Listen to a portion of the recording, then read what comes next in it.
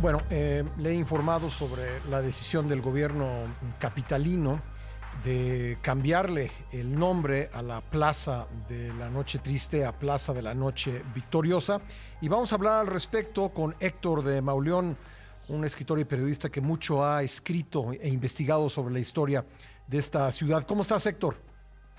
¿Qué tal, Pascal? Muy buenos días, gracias por la invitación. A ver, yo entiendo que se llama, o se ha llamado Noche Triste porque la noche del 30 de junio de 1520, en su huida, pues Hernán Cortés lloró la muerte de casi la mitad de sus hombres, por eso se llama Noche Triste.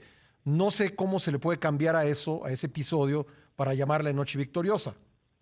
Pues a través de la demagogia, del manoseo de la historia, del uso político de la historia, porque evidentemente el sitio en el que se supone que se detuvieron los españoles durante la huida de aquella noche de 1520, de junio de 1520, ha recibido el nombre bueno, ha condensado un suceso que fue una derrota para los españoles. Llamarle Noche Triste, pues fue la noche triste de ellos, porque alude precisamente a la derrota. Se suele decir que es la única derrota que tuvieron, o la única victoria de los mexicas.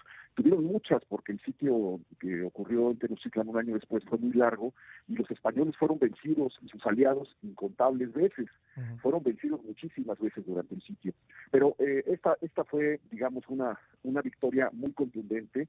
Fue una salida precipitada en medio de la noche, a través de la calzada México-Tacuba, y tratando de cruzar los puentes que habían cortado los mexicas, y donde efectivamente se perdieron la mitad de los españoles, y se perdió un número incalculable de aliados indígenas, porque esta es parte del juego. Los españoles no venían solos, los españoles venían acompañados por aliados totonacas, tlaxcaltecas, texcocanos, etcétera, para los cuales también fue una noche triste, porque en medio de la salida iban divididos digamos, en distintos grupos, y pusieron a muchos de los aliados en la avanzada, y en el grupo que marchaba en medio, cuidando el tesoro de Moctezuma, el tesoro que habían saqueado del Palacio de Axayácatl.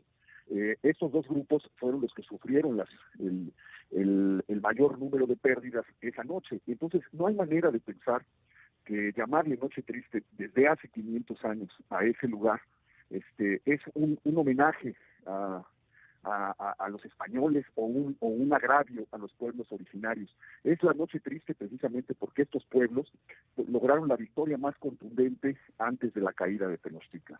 A ver, Héctor, ¿puede la autoridad legalmente cambiarle el nombre a una plaza, a una calle? Te lo pregunto porque sé que sabes mucho del tema. ¿No hay acaso un consejo de la nomenclatura que hace eso? Hay un consejo, muchas veces formado por los propios funcionarios que deciden esto. Pero esta tragedia de cambiarle los nombres a las calles no es nueva. De cambiarle los nombres a los lugares no es nuevo. Es una cosa que empezó en el siglo XIX, tras el triunfo de los liberales, como un proyecto político para volver las calles de la ciudad y los lugares de la ciudad una especie de pizarrón donde se pudieran dar lecciones cívicas a la gente. Entonces, viejos nombres que la ciudad había tenido durante 300 años fueron sustituidos por los nombres de los liberales, como 5 de pues, mayo. tiraron el convento de Santo Domingo y le pusieron Leandro Valle, tiraron la Profesa y le pusieron 5 de Mayo, hubo una calle Zaragoza que fue lo que hoy se llama Corregidora, aunque no pegó. Esto es un ejemplo muy interesante.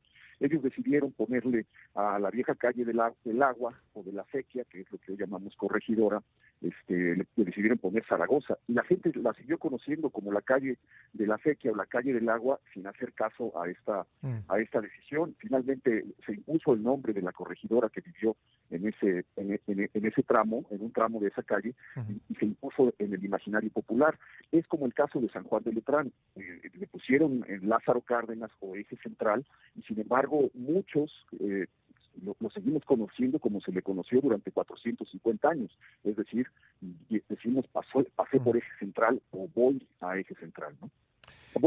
A San Juan de Letrán. Sí, Héctor, por último, dentro de 10 años, si alguien toma un taxi y le dice lléveme a la Plaza del Árbol de la Noche Triste, probablemente el taxista va a saber perfectamente a dónde quiere uno ir, ¿no? Pues eso es una barbaridad. Es como cambiarle el nombre a Puente de Alvarado. Puente Sí. de Alvarado es el primer nombre que se renombró de la nueva ciudad. Es el primer sitio que los españoles le pusieron un nombre en atención a un suceso que hablaba también de una huida vergonzosa. Sí. Y se lo cambian por México Tenochtitlan, provocando, entre otras cosas, pues que la gente tenga que ir a cambiar su INE, tenga que ir a cambiar al registro público el nombre de la calle donde vive. La gente ya no vive donde ha vivido 50 años, sino donde el gobierno decide que debe vivir. Y esto también pasó en el Porfiriato en una ocasión, creando un caos tremendo. ¿Te acuerdas que se pusieron a las calles Norte 53? Sí, incluso yo tengo un mapa que dice que trae esos nombres, eso nunca pegó, ¿no? Pues fue una decisión delirante que lo único que provocó Sí. fue que durante ese tiempo la gente no supiera dónde vivía y se tuvo que corregir. Yo creo que esta barbaridad con el tiempo caerá en el olvido y le devolveremos a la ciudad la memoria Sí. que ha tenido durante 500 años. Pues Héctor, siempre un gusto platicar contigo. Un abrazo. Muchas gracias, Pascal. Gracias, Héctor de Mauleón. Vamos a una pausa.